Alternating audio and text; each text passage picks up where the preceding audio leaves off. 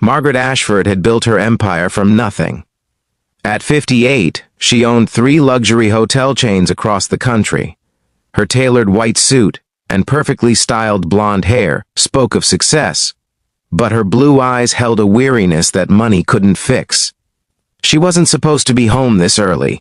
The charity gala had bored her to tears, so she'd left 2 hours ahead of schedule. Her heels clicked against the marble floor of her penthouse as she pushed open the door, already dreaming of a hot bath and silence. Instead, she heard voices, male voices, coming from her bedroom.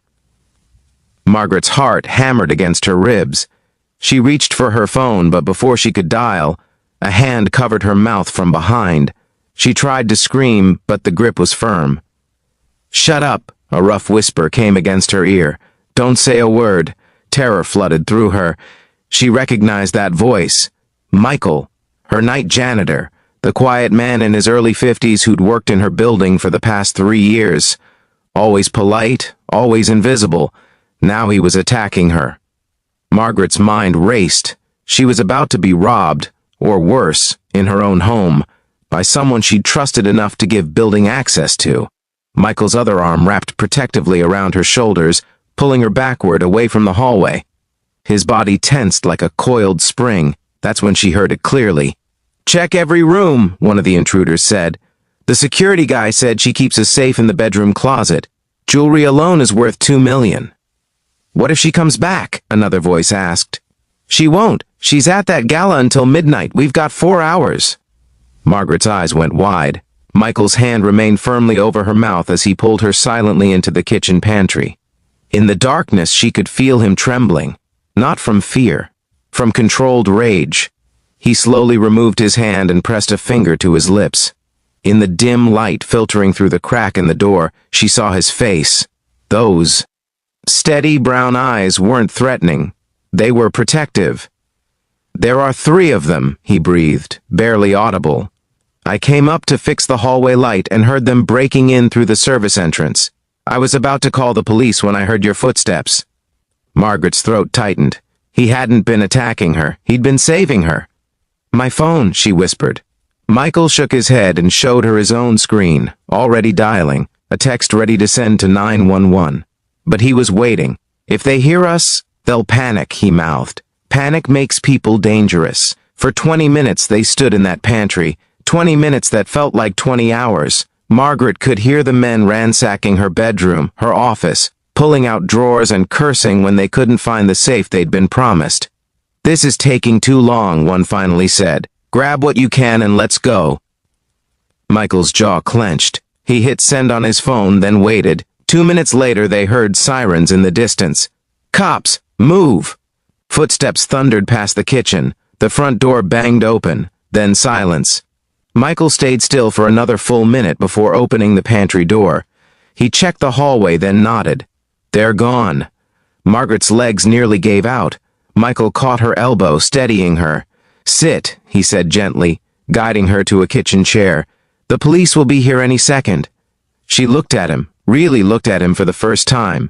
The janitor's uniform, the weathered hands, the gray threading through his dark hair. A man she'd passed in hallways for 3 years with nothing more than a polite nod. A man who just risked his life for hers. "You could have run," she said, her voice shaking. "You could have just left when you heard them." Michael met her eyes. "No, ma'am, I couldn't. Why not?" He was quiet for a moment. 20 years ago, I was a police officer.